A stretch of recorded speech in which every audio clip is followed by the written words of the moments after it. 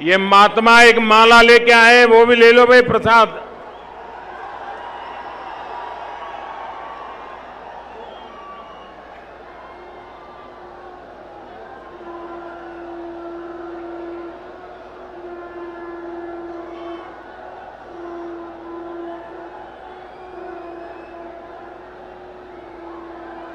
इस तरफ भी बहुत लोग लेकर कुछ न कुछ आए हैं।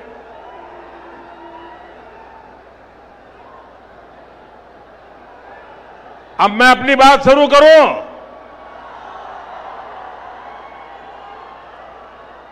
ये जो चित्र लेकर के आए अपना हाथ नीचे करें ताकि पीछे वालों को परेशानी ना हो।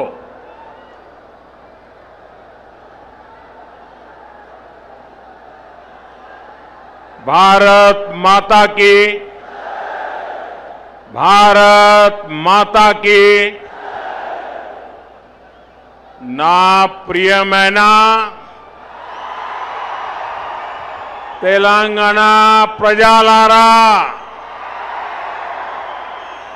मी अंदरिकी हृदयपूर्वक शुभकांक्षालु।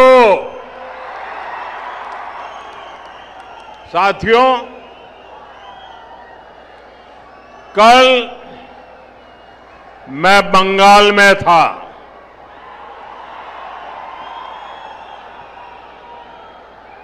वहां पहली बार बीजेपी के सीएम ने शपथ ली है। पहली बार बंगाल में प्रचंड बहुमत से बीजेपी सरकार बनी है। और मैं देख रहा हूं कि बीजेपी की जो ये ऐतिहासिक विजय है, उसका उत्साह यहां तेलंगाना में भी दिख रहा है। यहां बीजेपी का हर कार्यकर्ता जोश से भरा हुआ है। साथियों, आज देश के कोने कोने में बीजेपी पर जनता का आशीर्वाद निरंतर बढ़ रहा है। देश के लोग बार बार बीजेपी के विकास मॉडल पर, गुड गवर्नेंस के मॉडल पर अपनी मुहर लगा रहे हैं। आजादी के 75 साल बाद असम में भाजपा सरकार की हैट्रिक लगी है और पुडुचेरी में भी बीजेपी एनडीए सरकार दोबारा वापस आई है। भाजपा की ऐसी जीत के बाद मैं तेलंगाना में के लोगों की भावनाएं भी देख रहा हूं। तेलंगाना में हर कोई एक ही बात कह रहा है, अब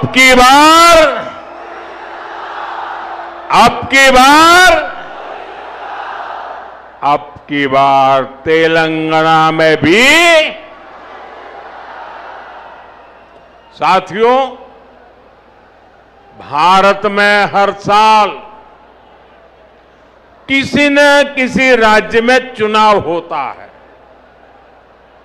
कोई हारता है, कोई जीतता है, और ये लोकतंत्र में बहुत स्वाभाविक है। ये लोकतंत्र का अनिवार्य हिस्सा है। लेकिन साथियों, बंगाल में बीजेपी की विजय का जितना उत्सव देश में है, जितनी चर्चा दुनिया भर में हो रही है, वैसी चर्चा पहले किसी जीत पर नहीं हुई है। इसका कारण यह है